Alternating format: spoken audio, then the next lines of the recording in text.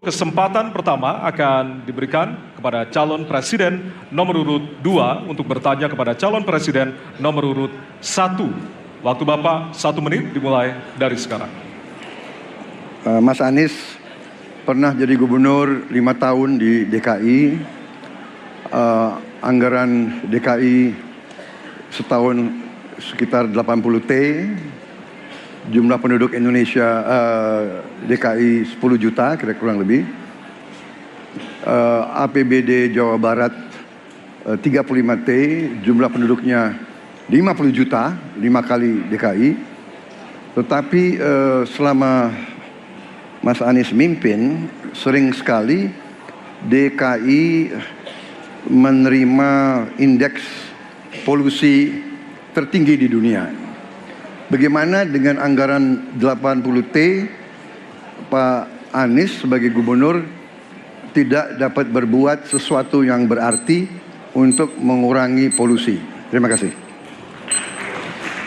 Waktunya masih ada, Bapak? Sudah cukup? Baik, kita akan lanjutkan pada calon presiden nomor urut 1. Kami beri kesempatan untuk menjawab pertanyaan selama 2 menit, dimulai dari sekarang.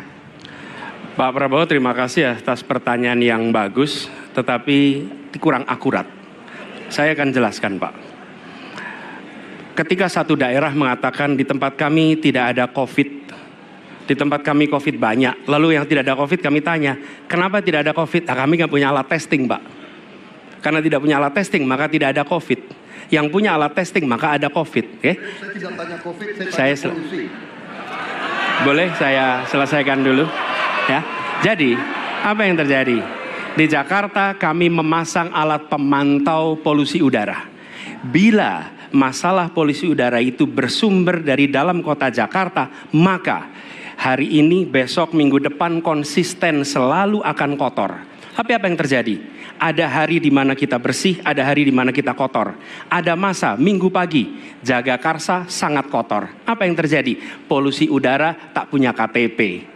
Angin tak ada KTP-nya. Angin itu bergerak dari sana sini. Ketika polutan yang muncul dari pembangkit listrik tenaga uap mengalir ke Jakarta, maka Jakarta punya indikator, karena itu Jakarta mengatakan ada polusi udara. Ketika anginnya bergerak ke arah Lampung, ke arah Sumatera, ke arah Laut Jawa, di sana tidak ada alat monitor, maka tidak muncul.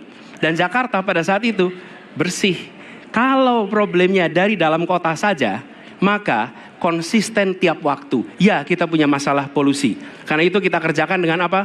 Kita lakukan, Pak. 1, dengan pengendalian emisi dari kendaraan bermotor. Dan pengujian emisi sekarang wajib. Yang kedua, elektrifikasi kendaraan umum. Yang ketiga, konversi kendaraan umum. Dan dulu yang naik kendaraan umum hanya 350.000 per hari, sekarang 1 juta per hari. Jadi itu kita kerjakan untuk menangani soal polusi di Jakarta. Baik. Masih ada waktu, Bapak? Cukup? Ya.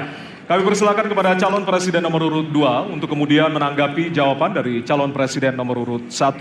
Waktu Bapak 1 menit dimulai dari sekarang. Ya, susah kalau kita menyalahkan angin dari mana saja, ya. Jadi saya bertanya dengan anggaran segitu besar, jumlah penduduk, langkah-langkah yang bisa dilakukan untuk dengan real dalam 5 tahun mengurangi polusi, juga di mana rakyat Jakarta begitu banyak yang mengalami sakit pernafasan. Jadi saya kira kalau kita dengan gampang menyalahkan angin, hujan dan sebagainya, ya mungkin tidak perlu ada pemerintahan kalau begitu, ya. Terima kasih. Masih ada waktu? Akan menambahkan? Cukup. Baik, selanjutnya kami berikan kesempatan kepada calon presiden nomor urut 1 untuk menanggapi tanggapan dari calon presiden nomor urut 2. Waktunya 1 menit, dimulai dari sekarang. Ya, inilah bedanya yang berbicara pakai data, yang berbicara pakai fiksi. Okay? Dia pakai data. Jadi ketika ditunjukkan, ya memang ada sumber polutan dari dalam kota. Tapi kalau sumber polutan itu hanya dari dalam kota, maka Pak pakai logika sederhana sekali. Jumlah motor dari hari ke hari sama. Jumlah mobil dari hari ke hari sama. Maka harusnya angka polusinya sama setiap waktu. Betul tidak? Tapi Jumlah motor sama, jumlah mobil sama, ada. Kita sangat polusi. Ada sisi sangat tidak polusi. Nanti kalau perlu saya kirimkan gambar satelitnya kepada Bapak, supaya Bapak bisa menyaksikan. Dan inilah mengapa kita mengambil langkah itu pakai ilmu pengetahuan, pakai data, dan menggunakan saintis untuk terlibat. Kalau tidak pakai itu, maka nggak akan ada langkah yang benar. Dan ini kemudian saya teruskan, Pak, bagaimana pengendalian itu dikerjakan untuk dalam Jakarta. Jika saya terpilih presiden, maka yang luar Jakarta saya kendalikan juga, Pak. Baik. Terima kasih. Ya.